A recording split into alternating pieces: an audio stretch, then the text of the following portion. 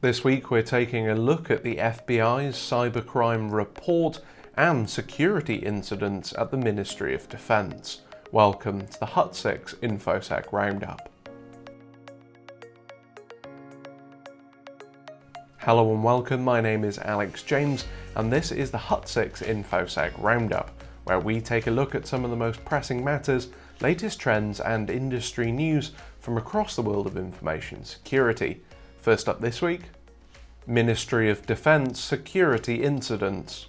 The UK's Ministry of Defence has in the last year reportedly suffered a record number of security incidents involving contractors, with around 75 suspected or confirmed breaches of security policy, procedures or legislation occurring in 2019.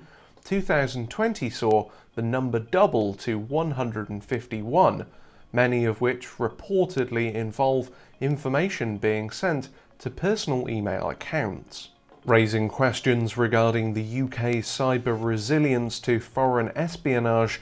Other incidents included a physical breach of a perimeter fence at an undisclosed location, misconfigured IT systems, and, quote, data sent to an unauthorized domain.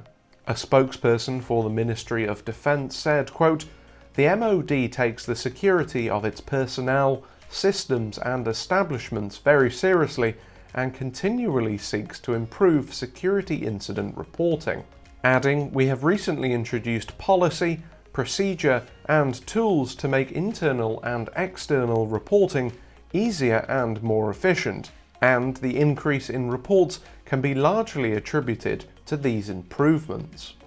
4.2 billion cybercrime loss. The United States Federal Bureau of Investigation has published its annual report into cybercrime, announcing an estimated financial loss to victims of a terrifying $4.2 billion.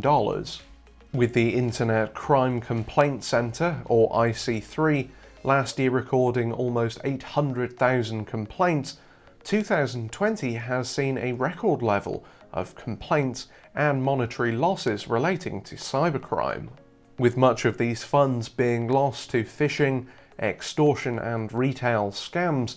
Business email account compromise accounts for around half of all complaints and for around 1.8 billion of the total losses, up from 1.7 billion from the previous year.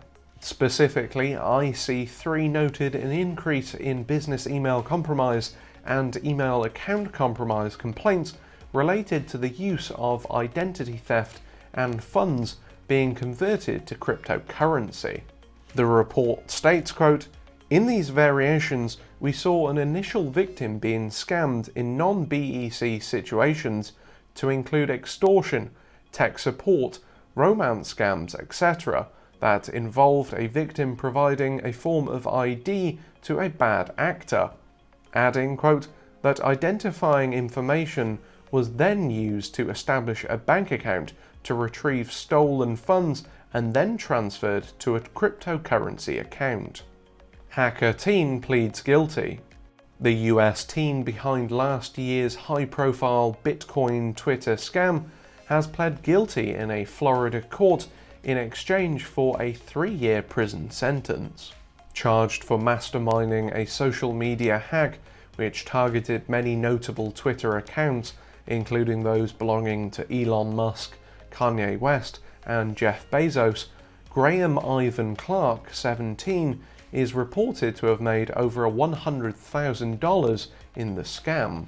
Sentenced as a youthful offender, the hacker avoided the minimum 10-year sentence, which would have been followed should he have been convicted as an adult, and as part of his sentencing, Clark is banned from using computers without the permission and supervision of law enforcement.